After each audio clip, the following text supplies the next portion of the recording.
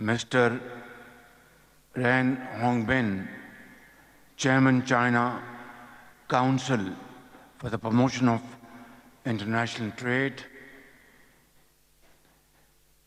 Ambassador Shehbaz, and very prominent Chinese and Pakistani business entrepreneurs, government officials, ladies and gentlemen, Assalamu alaikum. It's really a great honor and a pleasure to be here before the most outstanding business houses from China and Pakistan. And this, one of the largest business conference I have attended ever since I've been visiting this great country, is a reflection of what we always term as ironclad brothers. This friendship between China and Pakistan, we have always termed higher than Himalayas and deeper than the deepest oceans and stronger than steel and iron and sweeter than honey. And this friendship, ladies and gentlemen, has no parallel in the annals of history. This friendship was based on honesty of purpose, on mutual respect, and the will to cooperate with each other through happy and difficult times. Chinese leadership over the last 7.5 decades of our friendship and association has demonstrated beyond any ray of doubt that China is a sincere and true friend of Pakistan who has stood by Pakistan through thick and thin, difficult times, earthquakes, floods. China stood by Pakistan like no other nation. And I say this with deepest conviction from the core of my heart. Ladies and gentlemen, I will fast forward. After our elder generations established this glorious coordination between the two great countries, in 2015, China and Pakistan signed CPEC agreement. Our great leader, my dear brother, very dear brother, President Xi Jinping, was very kind and gracious to visit Pakistan in April 2015 and signed CPEC agreement with my elder brother, Prime Minister Mohammad Nawaz Sharif. And as a result, $33 billion investment was made by Chinese companies in Pakistan. At that point in time, we were facing load shedding up to 20 hours a day. Our industry had come to a halt, and within no time, by 2018, Pakistan became self-sufficient in its energy needs, all because of CPEC, all because of President Xi Jinping's visionary and dynamic leadership and support to Pakistan, that we were free of load shedding. And then there was a phase of great industrial comeback, revival in Pakistan, agricultural revival in Pakistan. And not only that, under CPAC, great infrastructure project was also undertaken. Road network, Orange Line in Lahore, and dams, and many other projects. And this turned Pakistan's economy like never before. And then, ladies and gentlemen, there was a pause. I'm not going to go into detail. There was a pause, and things slowed down. And now, ever since Prime Minister Nawaz Sharif's government came back again, and this government, in April 2024, these relations, alhamdulillah, by the grace of God, have been not only revived, but that warmth has come back again. That trust has come back again. That mutual respect has come back again. And this is what I think was the need of the hour. And today, we are ready to launch CPAC 2.0. And this CPAC 2.0 would comprise of B2B investments, like what we see here in this great hall, and agriculture. Now, agriculture is one area which is Pakistan's backbone of Pakistan's economy. 60% of our economy relies on agriculture. And here, China has really excelled. And these great companies sitting in front of me in this hall, I would encourage you to please come forward and contribute your experience, your expertise, your investments in Pakistan to boost our agriculture. And that will be a win-win situation. We can have back-to-back agreements and export those products which China imports from other countries, even from Pakistan as I speak today. And then, of course, is another very important area, IT and AI, where China is a world leader. And then mines and minerals is another very important potential area of mutual cooperation. And then, ladies and gentlemen, of course, special economic zones. These are the pillars of CPAC 2.0. And then, to top it all,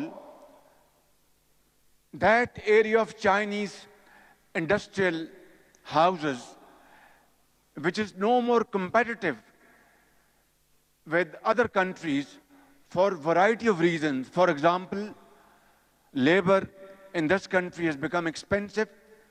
Two, China has gone to much higher level of technology and transformation. That industry could be shifted to Pakistan, like textile, like leather and other areas.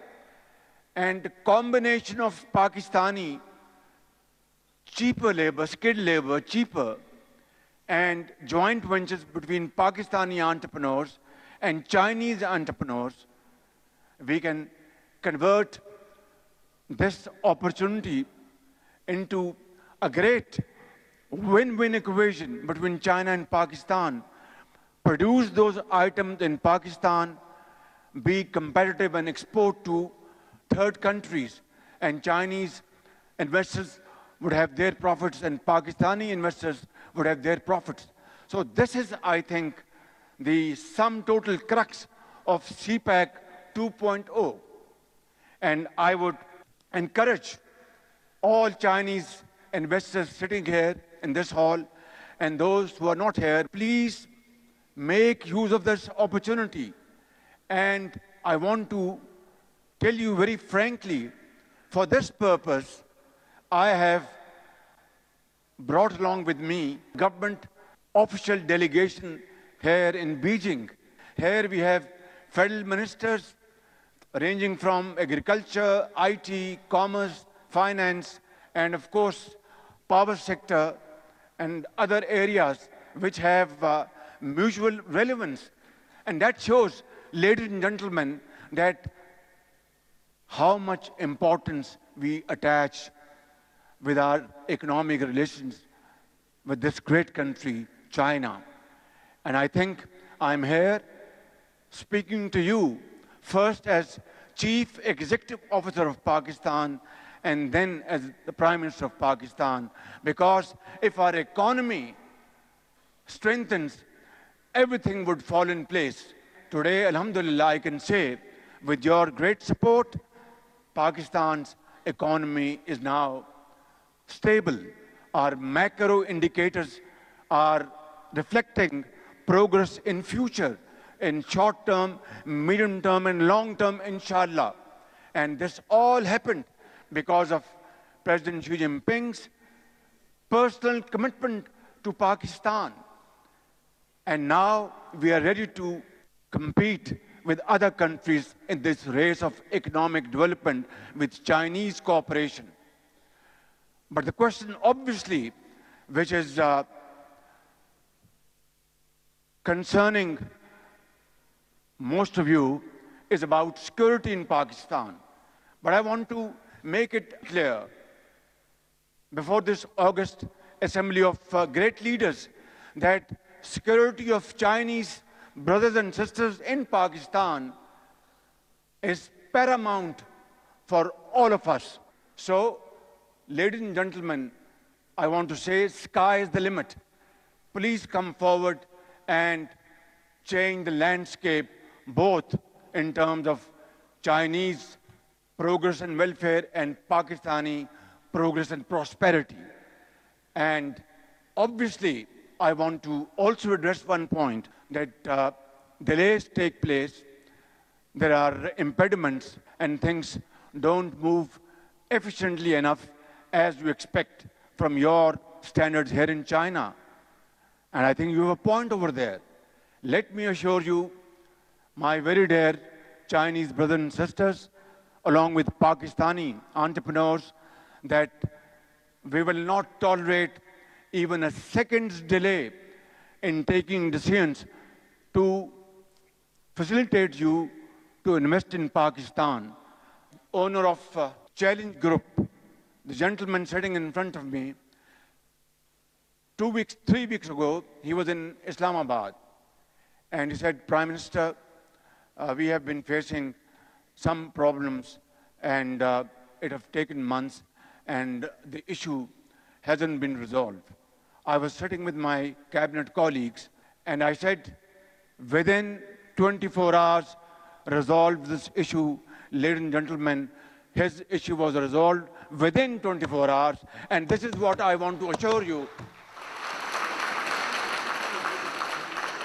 Pakistan is your second home, like China is our second home. Please come forward and have joint ventures, investments, whatever, in whatever fashion and form and format you want to have. You will be given full support from all ministries and from all other independent authorities and entities. And soon, inshallah, we will have not one, but many special economic zones comprising of Chinese and Pakistani investors. This is my dream, and we have to convert this dream into action. We have to implement in letter and spirit. In that, I would certainly seek your support. And on our side, my colleagues are sitting here. I am, in fact, very humbly, I am going to convey them once again that with Chinese investors, we will have to open our doors and not keep them waiting even for a second and resolve all their genuine issues and cut all kind of red tape. And that is what my mission is, and that is what CPAC 2.0 is all about. Ladies and gentlemen, finally, I'd like to say 2-3 things. That I visited your great country for the first time back in 1982. And I visited Beijing, Shanghai, and couple of other cities. And after our visit, our ambassador in Pakistan hosted a dinner for us. And he asked us our impression about our visit to China. When he asked me, I said, China is suffering from success and not failure. He said, what do you mean? I said, Chinese leadership has provided basic needs of life to every Chinese citizen. And now look at, just within 50 years, you have created a miracle which is eighth wonder of the world. You are now the second largest economy of the world. You are now the mightiest, one of the mightiest military power of the world. Yesterday, we all witnessed to your military prowess. And I was not only deeply impressed, but I was most happy guest sitting over there that our brother China is now militarily also a part to be reckoned with. And this is what success is all about. Nothing succeeds like success. It's all about hard work, sacrifice, untiring efforts, blood and sweat. There is no other way to get. So my Chinese friends, I want to borrow this model from you and replicate in Pakistan.